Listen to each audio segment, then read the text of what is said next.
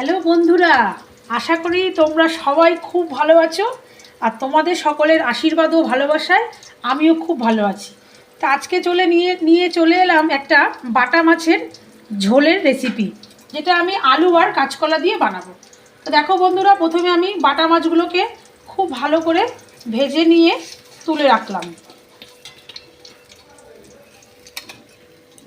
তারপর আমি ওই তেলের মধ্যেই জিরা সোমবারা দিলাম।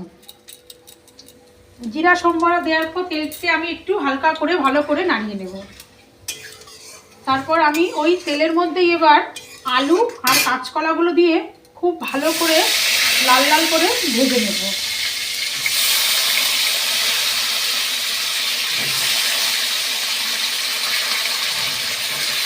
আলু আর কাঁচকলাগুলো সব ভালো করে ধুয়ে রেখেছিলাম, সেটাই তেলের মধ্যে দিয়ে দিলাম। আর সাথে দিলাম দুটো কাঁচা লঙ্কা।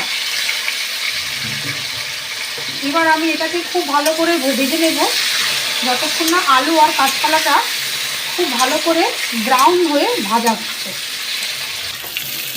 দেখো বন্ধুরা, আলুটা আমার ভাজা হচ্ছে। আমি এর মধ্যে এবার একটু পরিমাণ মতো নুন দিয়ে দেব। নুন দেওয়ার পর আমি এটাকে আবারও খুব ভালো করে ভেজে নেব।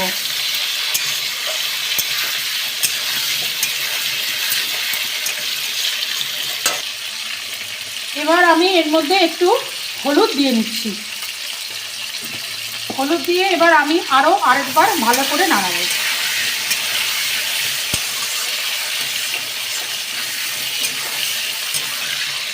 দেখো বন্ধুরা, আমার আলুগুলো কিন্তু খুব ভালো করে এবার ভাজা হয়ে গেছে। আমি এবার এর মধ্যে আগে থেকে বেটে রাখা আদা টমেটো পেস্ট এর মধ্যে দিলাম।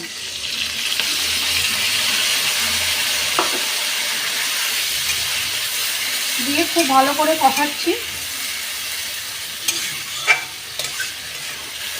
এবং আমি শুকনো মশলার মধ্যে গুঁড়ো মশলার মধ্যে লঙ্কা আর জিরে দিয়ে দিলাম এর মধ্যে।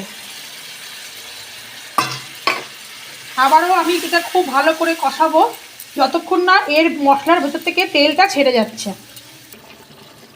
দেখো বন্ধুরা, মশলাটা কিন্তু আমার খুব ভালো করে কষানো হয়ে গেছে। আর মশলাটা থেকে কিন্তু এবার হালকা হালকা করে তেল ছাড়তে আরম্ভ করেছে। আমি আরও কিছুক্ষণ এই মশলাটাকে একটু ভালো করে কষিয়ে নেব।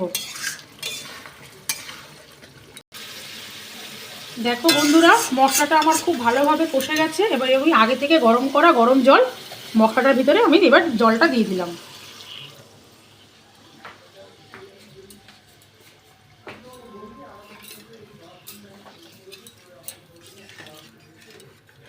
আমি এর মধ্যে আরও কিছুটা জল অ্যাড করব।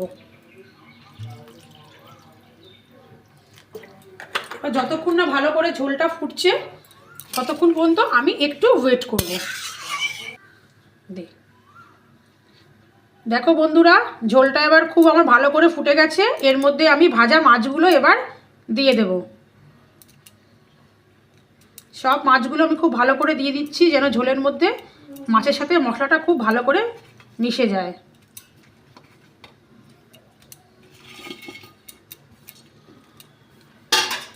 দেখো বন্ধুরা, আমার বাটা মাছের পাতলা কাঁচকলা আলু দিয়ে ঝোল কিন্তু একদম রেডি। তোমরা সবাই জানাও বন্ধুরা রেসিপিটা কেমন হয়েছে। টাটা বন্ধুরা।